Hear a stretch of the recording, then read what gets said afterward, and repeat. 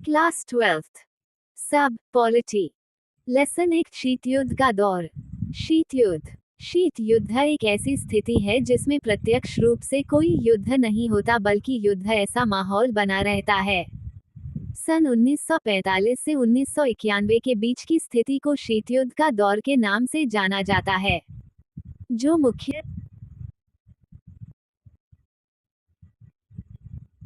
मुख्य रूप से अमेरिका और सोवियत संघ के बीच चला था। शीत युद्ध शब्द का पहली बार प्रयोग अमेरिकी राजनीतिज्ञ बर्नार्ड बारुच ने किया था। अमेरिका ने 6 अगस्त 1945 को हिरोशिमा और नागासाकी नामक जापान के शहर पर 2 परमाणु बम गिराया था, जिसकी क्षमता लगभग 15 से 21 किलोटन थी।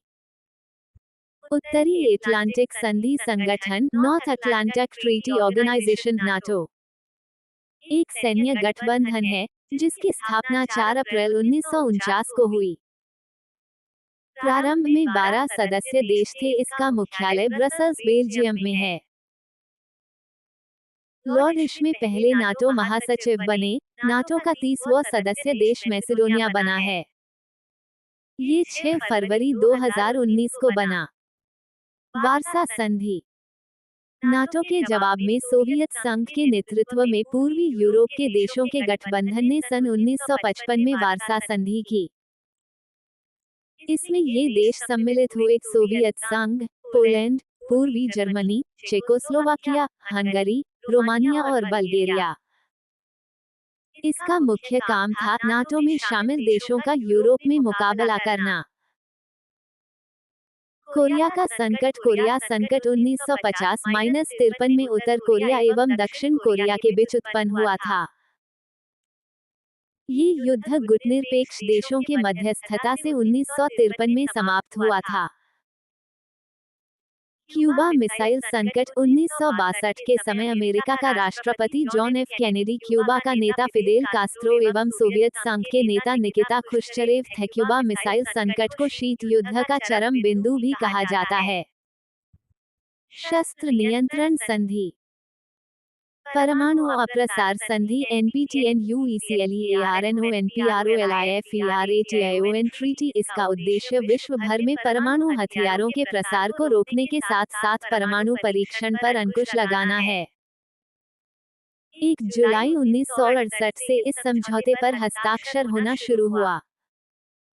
अभी इस संधि पर हस्ताक्षर कर चुके देशों की संख्या 190 है, जिसमें 5 के पास आणविक हथियार हैं। ये देश हैं अमेरिका, ब्रिटेन, फ्रांस, रूस और चीन। सिर्फ 5 संप्रभुता संपन्न देश इसके सदस्य नहीं हैं। ये हैं भारत, इजरायल, पाकिस्तान, सूडान और उत्तरी कोरिया। एनपीटी के तहत भारत को परमाणु संपन्न देश की मान्यता नहीं दी गई है, जो इसके दोहरे मापदंड को प्रदर्शित करती है। इस संधि का प्रस्ताव आयरलैंड ने रखा था और सबसे पहले हस्ताक्षर करने वाला राष्ट्र है फिनलैंड। इस संधि के तहत परमाणु शक्ति संपन्न राष्ट्र उसे ही माना गया है जिसने 1 जनवरी 1967 से पहले परमाणु हथियारों का निर्माण और परीक्षण कर लिया हो। इस आधार पर ही भारत को ये दर्जा अंतर्राष्ट्रीय स्तर पर नहीं प्राप्त है, क्योंकि भारत ने पहला परमाणु परीक्षण 1974 में किया था। उत्तरी कोरिया ने इस संधि पर हस्ताक्षर किए, इसका उल्लंघन किया। गुटनिरपेक्ष आंदोलन नम कई राष्ट्रों की एक अंतर्राष्ट्रीय संस्था है जिन्होंने निश्चय किया है कि विश्व के वे किसी भी महाशक्ति के संग या विरोध में नहीं रहेंगे। यह आंदोलन भारत के प्रधानमंत्री पंडित जवाहरलाल नेहरू, मिस्र के पूर्व राष्ट्रपति गमाल अब्दुल नासिर, युगोस्लाविया के राष्ट्रपति Joseph Broz Tito, Indonesia doctor Sukarno एवं घाना क्वामे नक्रुमा ने आरंभ किया था। इसकी स्थापना अप्रैल 1961 में 25 देश हुई थी और 2012 तक इसमें 120 सदस्य देश हो चुके हैं। 2019 में गुटनिरपेक्ष देशों का सम्मेलन बाकू, अजरबैजान में हुआ है। पहला गुटनिरपेक्ष सम्मेलन बेलग्रेड, युगोस्लाविया में हुआ था। प्रथम गुटनिरपेक्ष आंदोलन के अध्यक्ष मार्शल टिटो थे।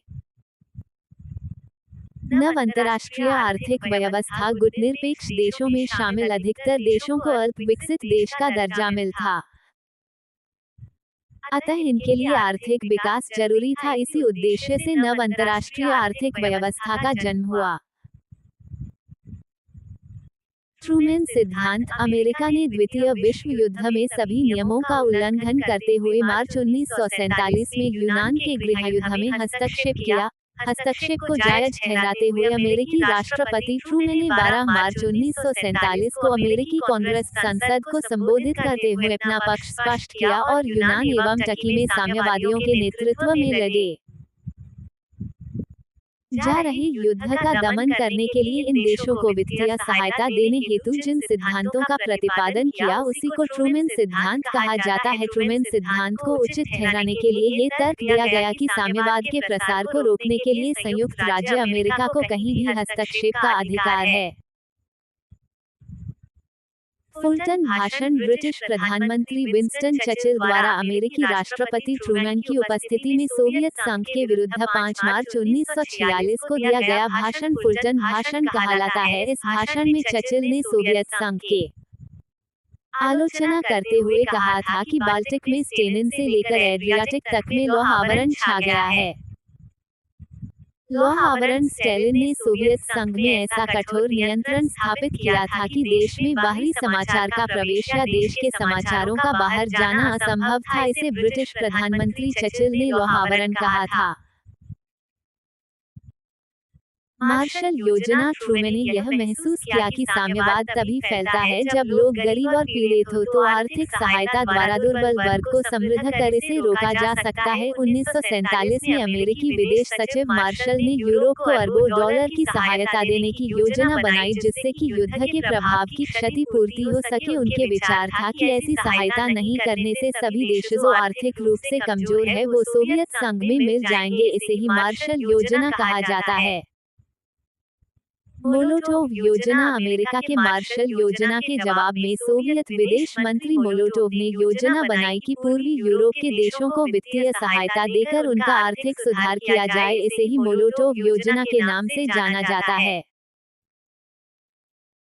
हॉटलाइन समझौता 1963। इस समझौते का उद्देश्य था संयुक्त राष्ट्र और सोवियत संघ इन दोनों के सरकारों के बीच संचार को गति देना और आकस्मिक परमाणु युद्ध की संभावना को रोकना। SEATO SEATO 1954। South East Asia Treaty Organization. America ने दक्षिण पूर्व एशिया के देशों को साम्यवाद के चंगुल में फंसने से रोकने के लिए फिलीपींस की राजधानी मनीला में 1954 में सीटो नाम के एक समझौता किया और अपने उद्देश्य की पूर्ति के लिए उसने इन देशों को भारी सैनिक एवं आर्थिक मदद की थी। तनाव शैथिल्य का दौर 1970 के बाद शुरू हुआ।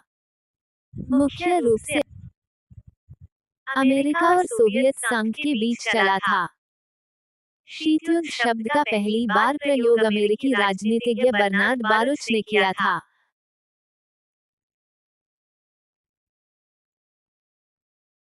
अमेरिका ने 6 अगस्त 1945 को हिरोशिमा और